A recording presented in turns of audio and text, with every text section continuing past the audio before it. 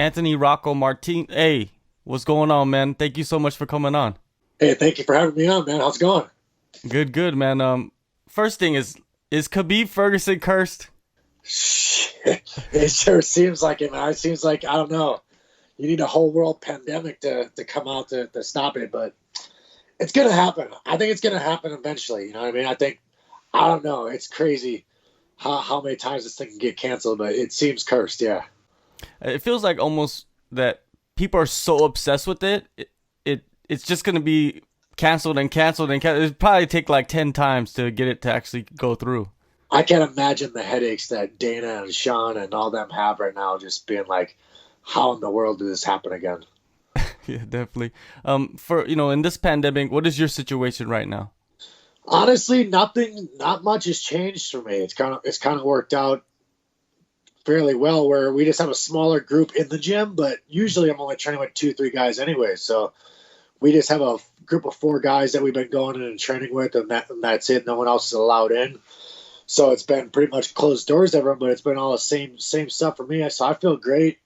I'm ready to fight. I'm hoping that something comes up here. I mean, I don't know if that April 25th is going down or not. I'm not sure.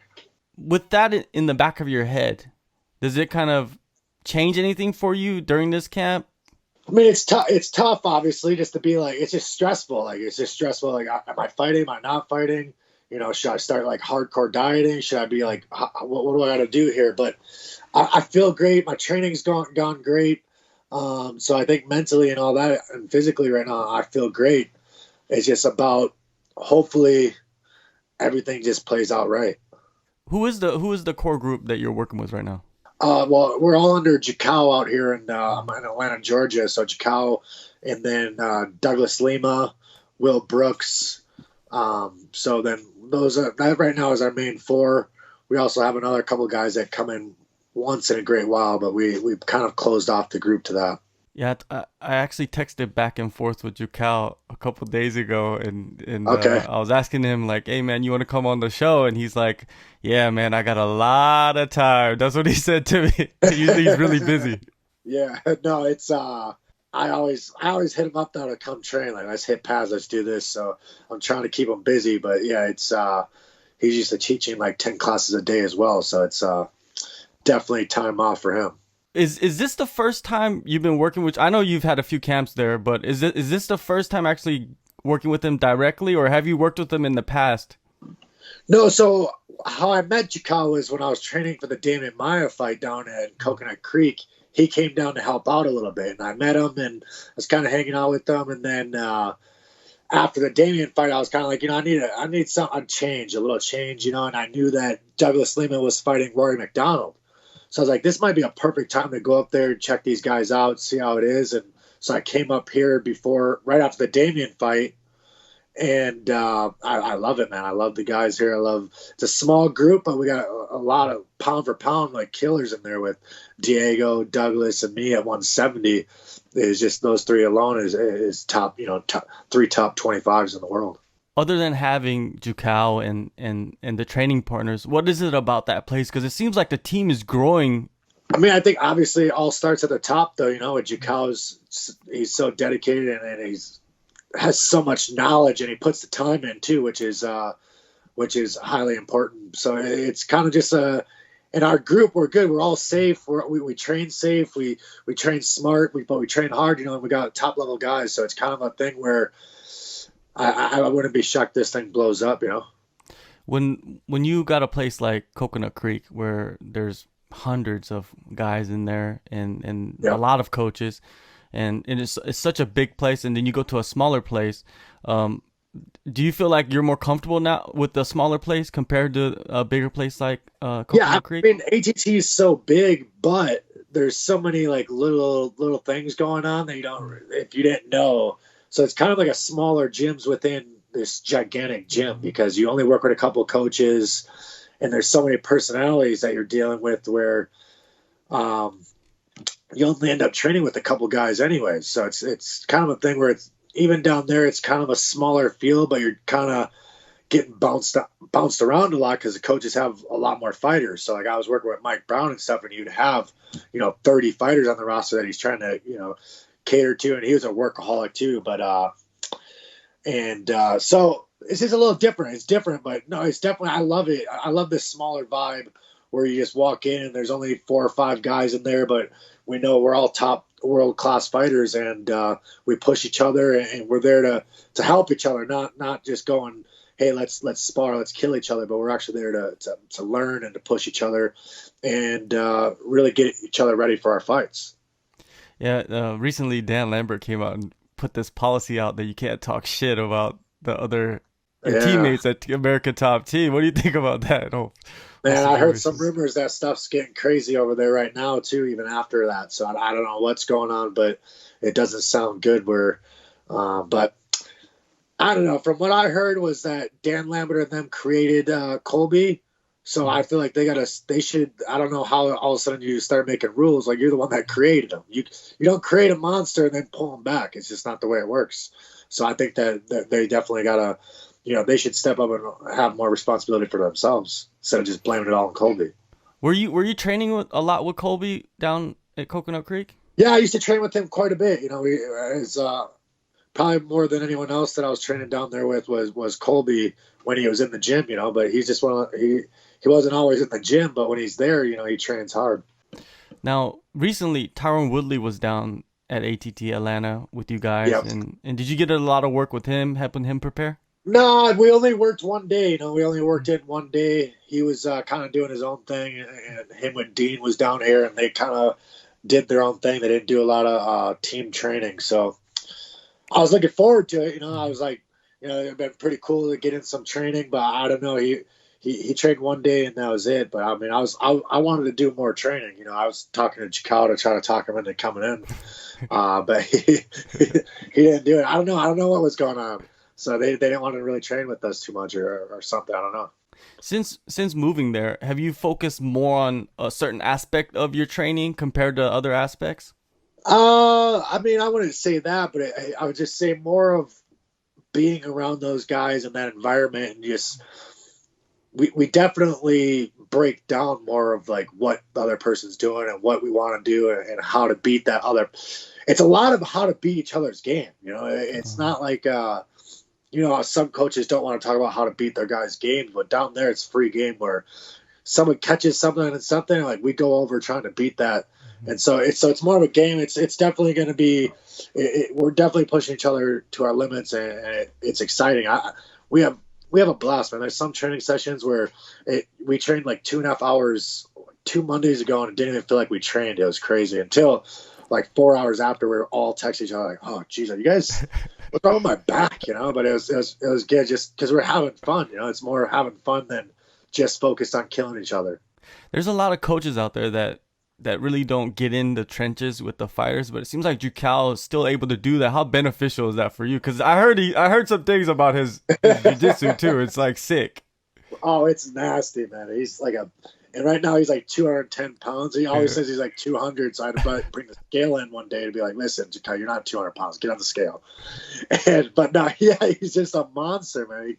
He grabs you can't move, and his skills on the ground is just ridiculous. And even on the feet, man, he hits hard. It's just like, you don't even want to play spar with him because it's just like, dude, I'm not even sure if that's play spar, but it's just the way his hands hit. But no, it's awesome because, like you said, they don't get in the trenches. But I came from my other coach was like that too at Brock Larson, and still my head coach, and he comes down regularly. But no, Chikao's awesome, and I love him. Man, he puts in so much time, and he's willing to come in and put extra work in all the time, and he goes over those fine details with me, and he's got tons of knowledge, and he gets after it, man. He does.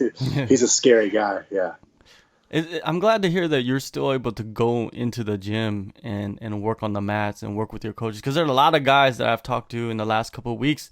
They're stuck in their house or in their basement. Some of them are alone. It's different circumstance for everybody. Well, yeah, I think that we've definitely lucky we just kept that same group, and we're like, listen, we're not going to let in other guys. We're going to keep doing this, so we're not taking a chance, because we're kind of self-quarantined if we're just staying together and we're not doing anything that we're not going to each other's houses and hanging out or going to other people's places and whatnot. So we're quarantined, but we're like, we need to train. At the time, Douglas he didn't know if he was fighting for sure or not. And obviously that got postponed, but, so now we don't know what's up with me. So I'm just kind of like training and getting ready. If I got to fight, I'm ready to fight.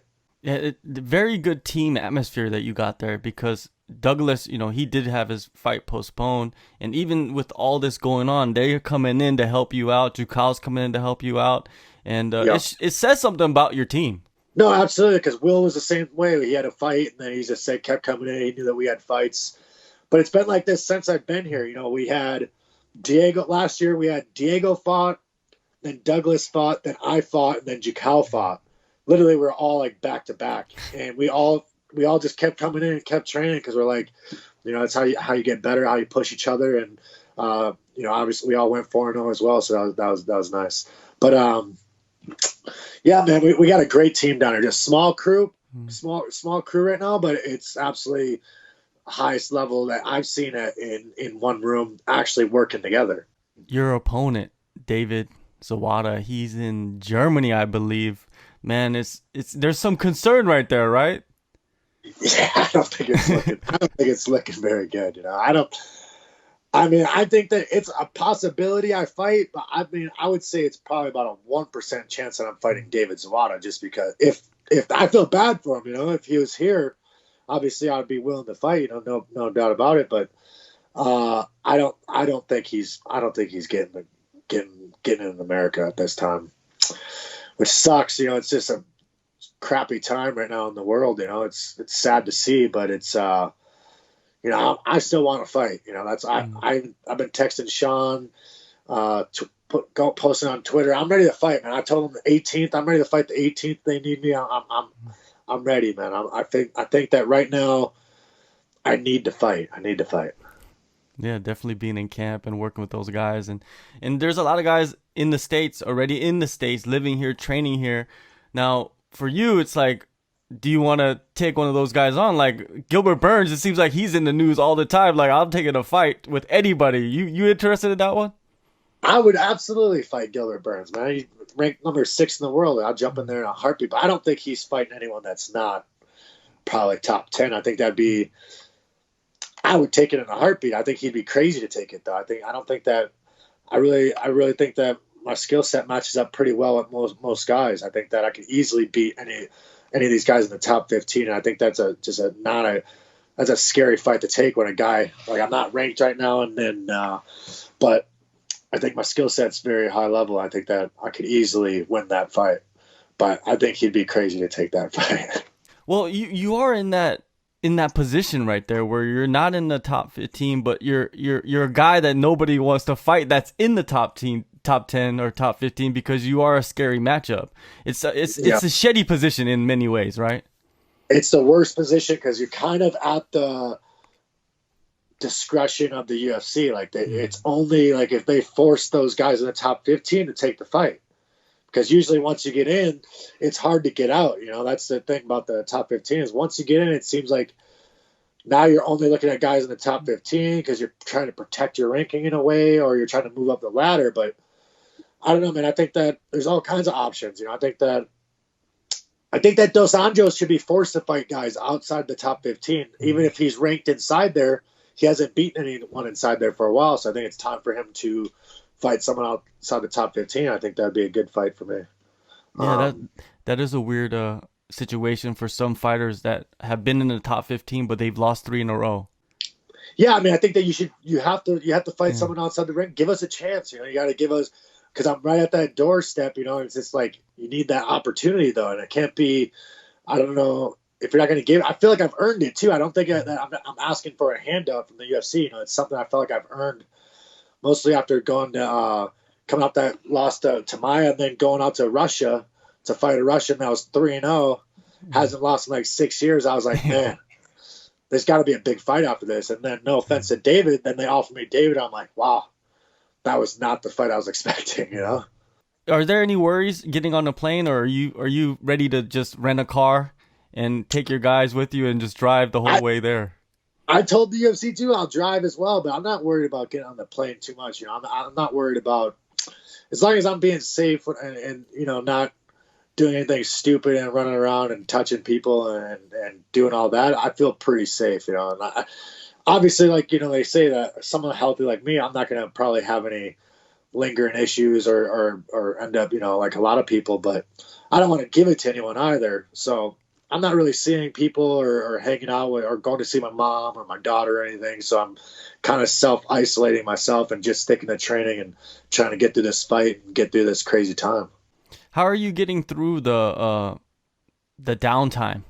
I mean, this is what was kind of funny to me, is that a lot of fighters were like, "Oh, is everyone gaining weight because you're stuck at home all the time?" Listen, most fighters are staying at home all the time anyways. Mm-hmm. You train, then you come home and you do nothing. That's kind of what we do. It's almost a semi-boring lifestyle. Like, you think like we're these crazy people that are running out, but really, I go out, I stand outside my place and I'm trying to get some sun, and the sun's out.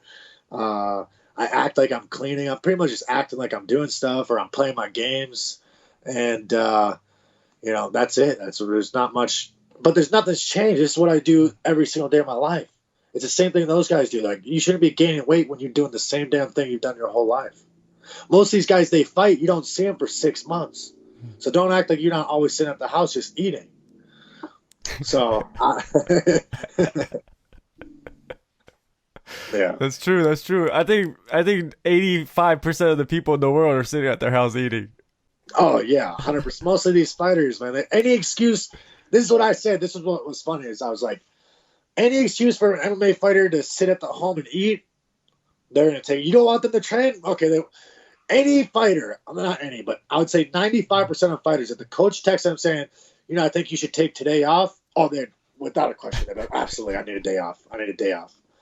These guys aren't, I'm always wanting to train.